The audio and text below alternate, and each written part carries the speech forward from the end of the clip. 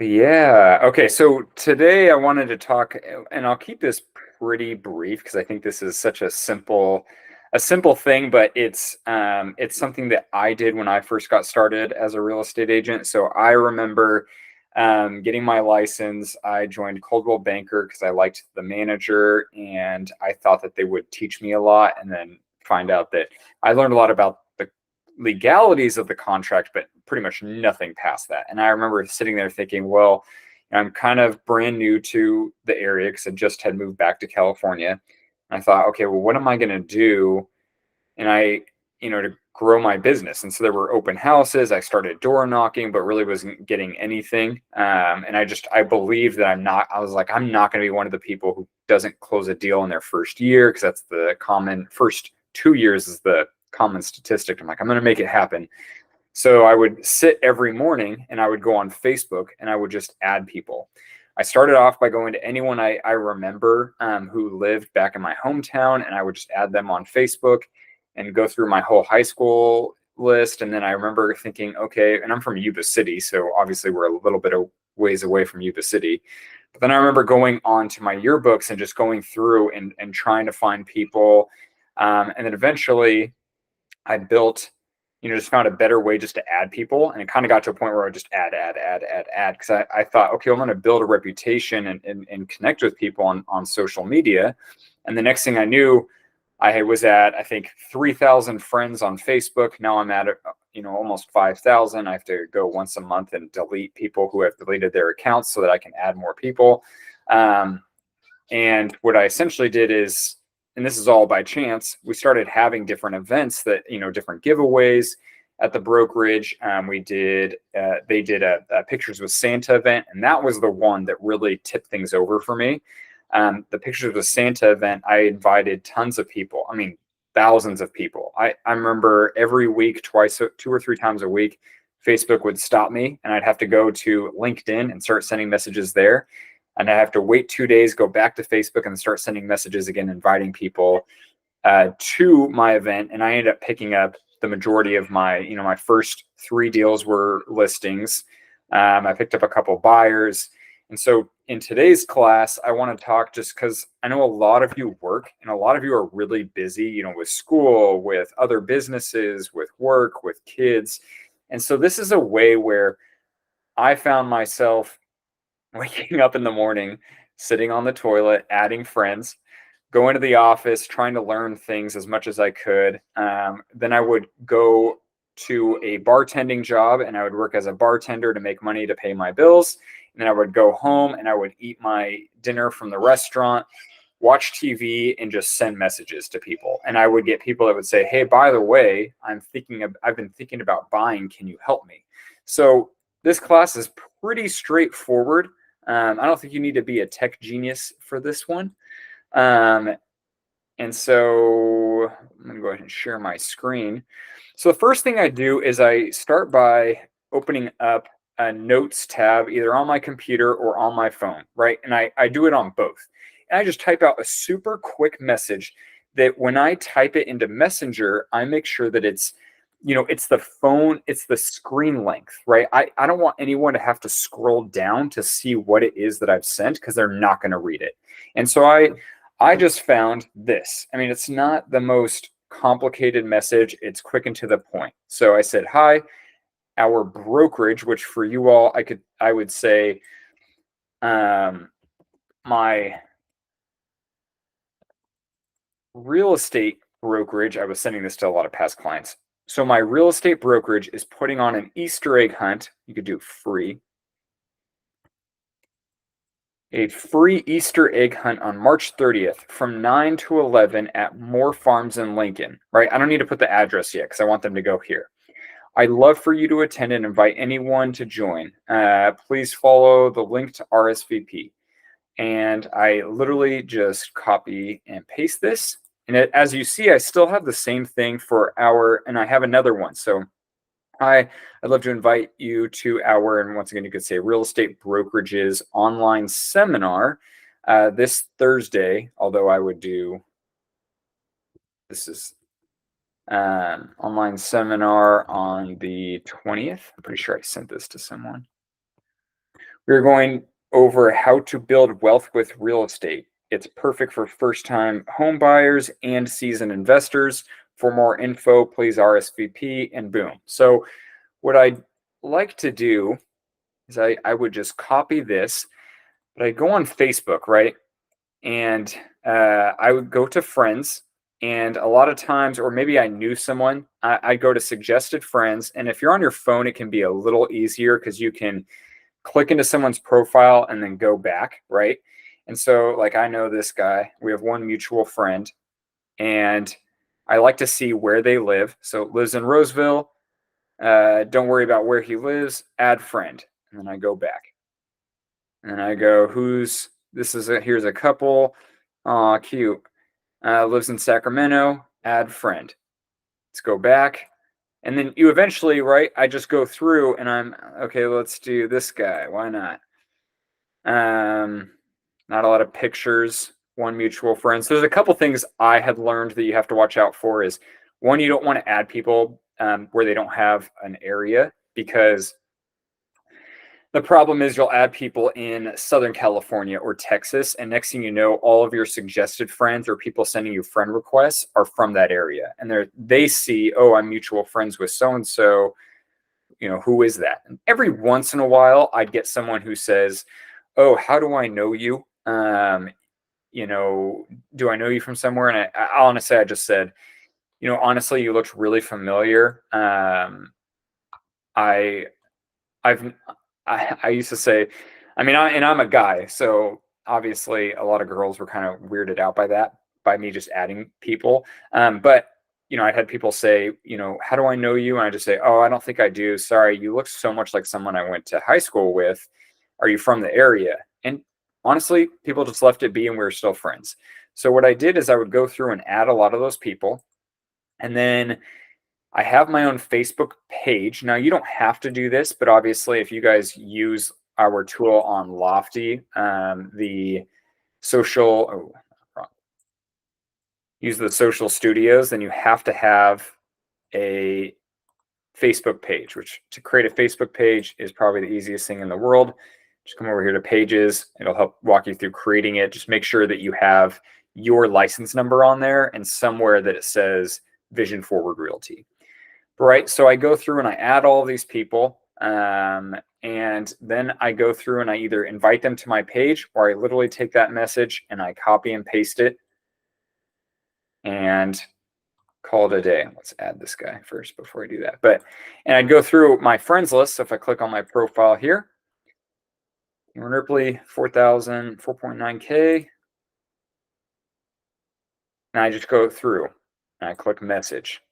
Cut, boom. And I remember at one point they said already registered. So I did this yesterday, and half these people were like, hey, I just registered. Hey, I just registered. Hey, I just registered. But what's going to happen is you're going to have people that you don't know who are going to say no thank you or whatever. But it doesn't matter, right? I don't know these people. I have 5,000 friends, and I'm pretty sure maybe 3 times in the last 5 years I've run into someone who said, we're friends on Facebook. It's good to meet you in person. One lady's at the grocery store. I talk to her all the time, and she asked me about how the real estate market is. I, for the life of me, cannot remember her name, and I cannot figure out who she is on Facebook. But hey, I talked to her and built a relationship. Now, here's what ends up happening. The reason why I say my real estate brokerage is putting on a free Easter egg hunt is I'm just giving someone something of value. You can go and you can door knock, you can pass out invites to people, which Adrian and Olga do this a lot, and they have, I think, like 30 something people registered to come to our Easter egg hunt, and they just literally leave a door hanger or a flyer, which you can do that through Vistaprint on people's doors. People had no soliciting signs, and they were outside their house, and he just says, hey, I'm a local realtor. We're just inviting people to a free Easter egg hunt. If you want to come, feel free to come. It'll be a great time. And people say, yeah, you mind putting it on my door? He says, yeah, I go and I put it on their door, and it says no soliciting everywhere. And they still told me to put it on their door. So, and he hasn't had anyone get mad because he's just giving them something of value. But this is a great way to maximize your time for those of you who may not have a ton of time and want to do that. The nice thing too is when you start closing deals, you go in and you look them up and you add them on social media, and you add their friends and their family. Like I should be looking up, oh, I forgot her name. It's Tammy Edwards. Just closed her mom, people. Let's see, city, Roseville. Ah, dang it. Oh well. But you can do the same thing with LinkedIn. So what I end up finding is after I've added a certain amount of people, or I send a certain amount of, what the heck, you will get weirdos that post things and you just go through every once in a while and delete them. All these people started their OnlyFans. But yeah, you just go through and you add people, and eventually Facebook says only add people that you know. You can, after that, don't add anyone, because what's going to happen is it'll never let you send them a friend request. And it pretty much just, it's Facebook trying to make sure that you're not necessary, like you're not a scammer, because scammers will just go and they'll just add. But I mean, you're not spamming people, you're just connecting with people that are in the area. The other thing is, obviously, you see these two pictures, they look super professional. $20 says it's a realtor. Yep, real estate agent. So there's things you learn where you can kind of avoid, because you do get maxed out on how many people you can add. And so I like to look just in there about me, just really quickly. Obviously, no work, no nothing. Okay, I might still add her. But I do like that we have some mutual friends. I want to make sure that they're in the area that I lived, in the area that I live. The great thing too is if you work somewhere, you can always come to friends. Oops. But you can search your work. So if I go, let's do Chanel. Do you work at Mercy or Dignity? Dignity Health. Dignity Health. See if we can follow their followers. Oh, here we go. Ah, well, it's unavailable. That's okay, because I can come to LinkedIn and I can do the same thing. So what I like to do is I like to add people. Once they accept my friend request, then I'll go and I'll like a few of their posts. So I'll go here, I'll like and comment on some of their posts. Say, so cute. And then I'll wait a little bit and I'll go back and I'll invite them to our next event, right? I can do the same thing with LinkedIn. So LinkedIn's kind of cool. It is can be a little finicky at times, but I'll do, if I'm Chanel and I work at Dignity Health, I'm going to go do Dignity Health, do follow. Let's see who else follows.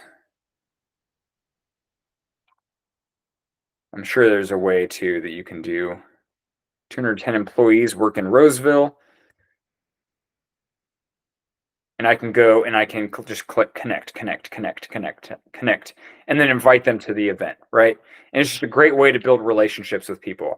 LinkedIn will not necessarily maximize.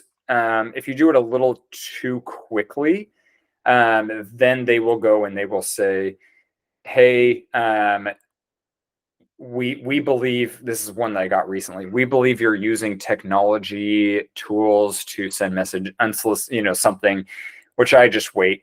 And I don't keep sending it. But the nice thing too is I can go connect. Now they did change this, so you're kind of maxed out on how many notes you can send, but you could send a note.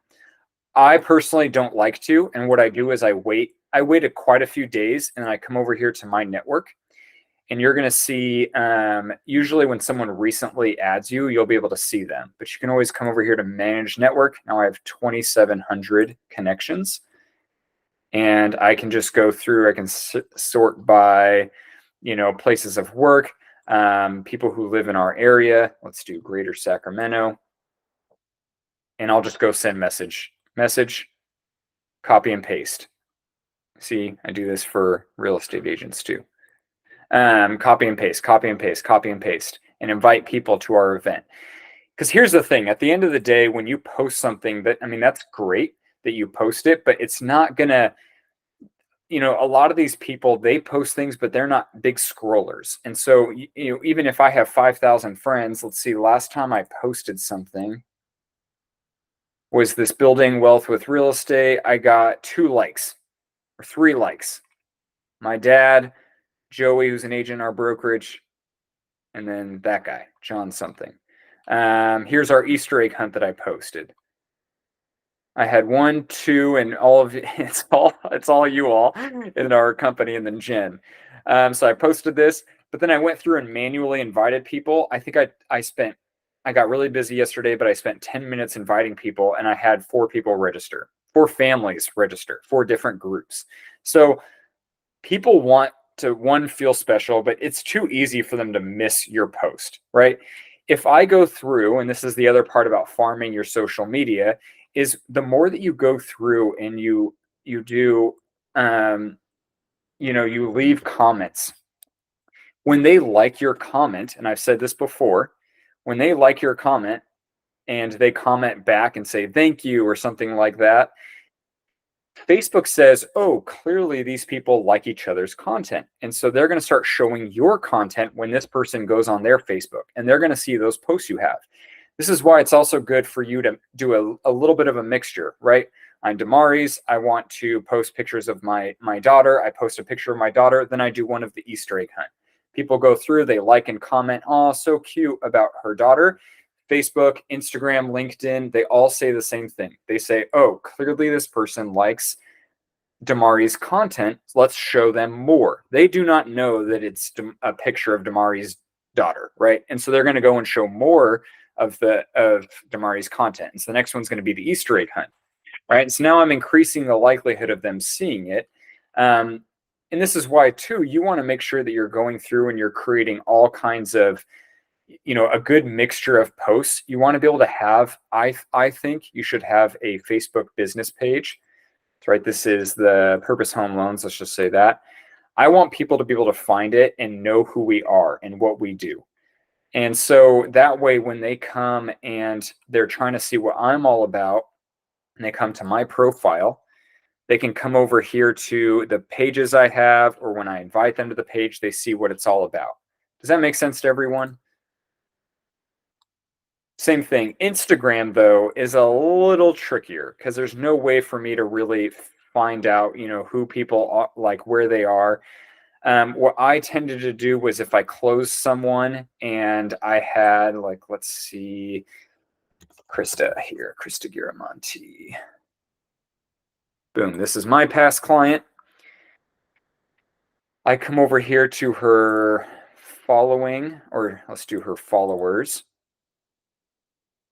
And I can go, I'm on the Vision Forward Realty one, and I would go and I would follow all of these profiles, which is really what I should be doing.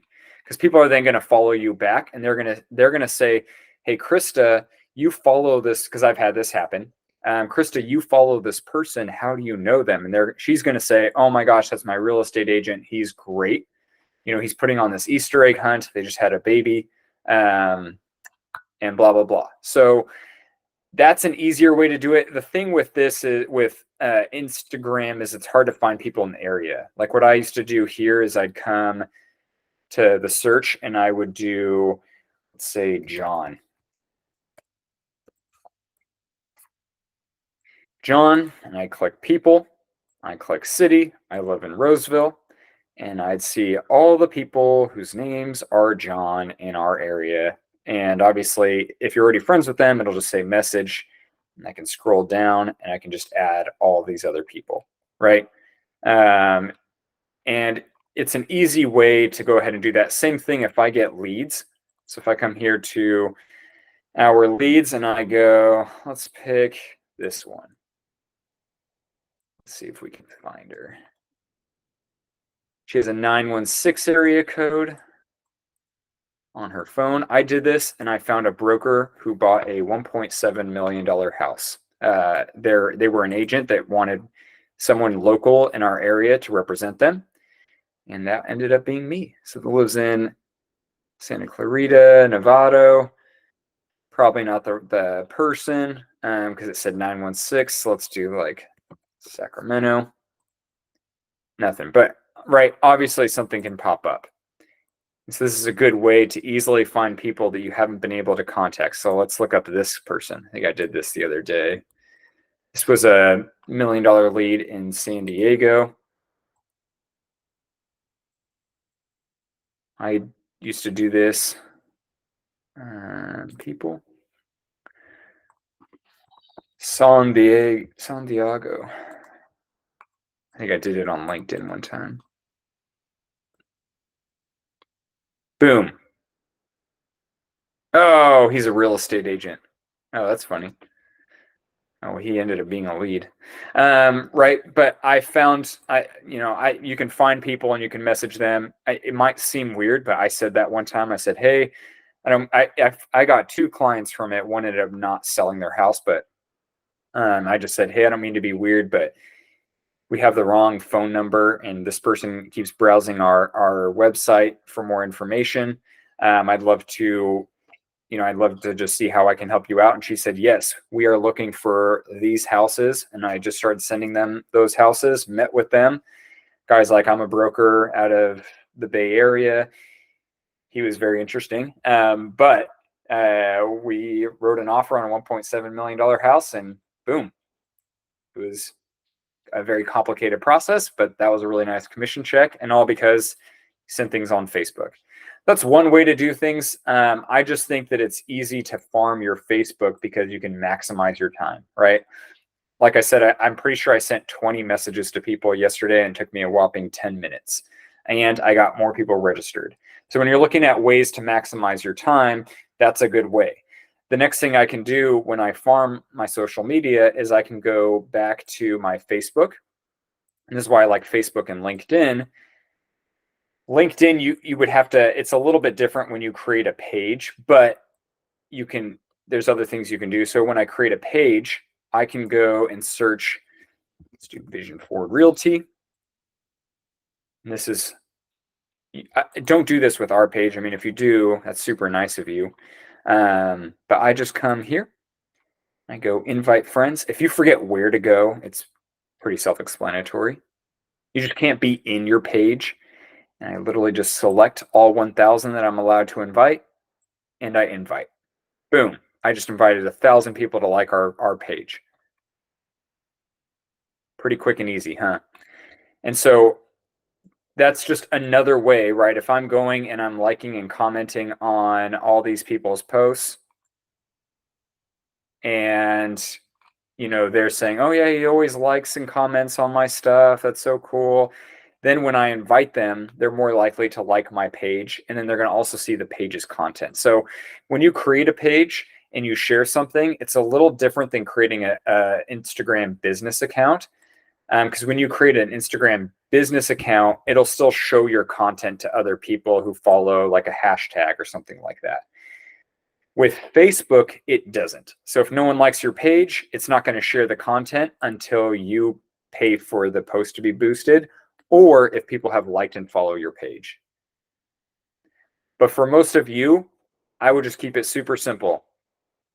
If I'm Dylan Wynn, right? I'm young, I'm new, I'm going to go to all my friends on Facebook, and I am going to, look at who, let me find, this is what I did.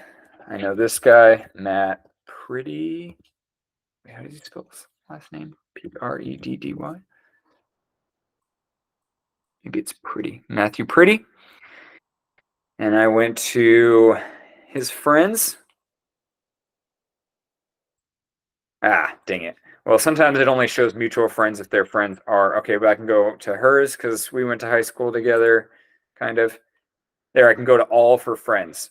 And I'm going to go through and find, where her parents, who are other people that we went to high school with, and I'm just going to add them and see, who lives in the area. I'm pretty sure I've already done this. Like I went to high school with this guy, and so I can say, whoa, you're a doctor now? And I'm going to go and I'm going to invite him and talk to him and say, hey, I'd love to connect with you. Like, it's been a long time. Love to grab coffee sometime, right? This is what I know. A few agents that spend thousands of dollars per year in mentorship. There are some good real estate mentorship programs.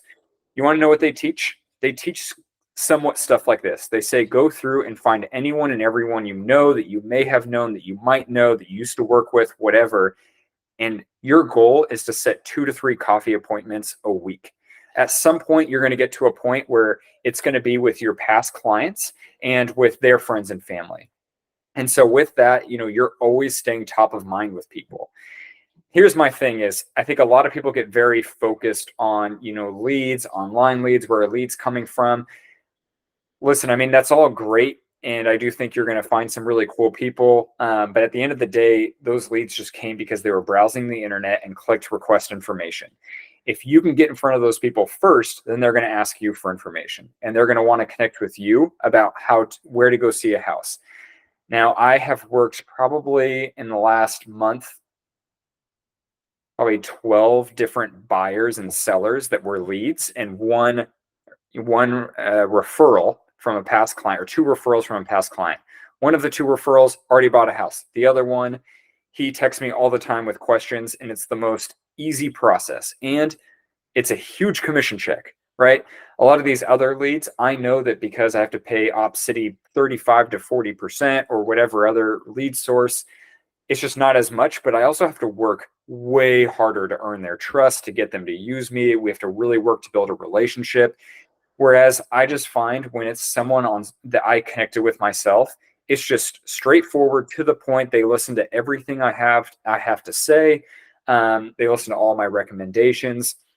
It's just the whole process from start to finish is 10 times easier. And to be honest, most of them are the ones that actually refer most of my clients to me.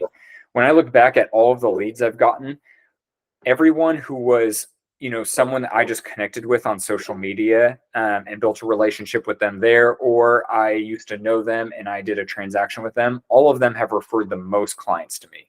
Like literally that girl you saw, Krista Giramonti, and there's probably 4 others that I did not know before social media. I added them on social media. I invited them to an event. 3 of them never came to one of my events, including that girl, Krista. And they ended up just saying, hey, but I would like to use you to help me buy a house. Can we set up a time to talk? So I would invite them, just give them something of value. They didn't come, but they saw the value in that. And they were, at the same time, it was like opportunity meets preparedness, right? They were already thinking about buying a house, and I was right in their messages, and they said, you know what, let's talk to this guy. He's reaching out, connecting with me. Might as well talk to him.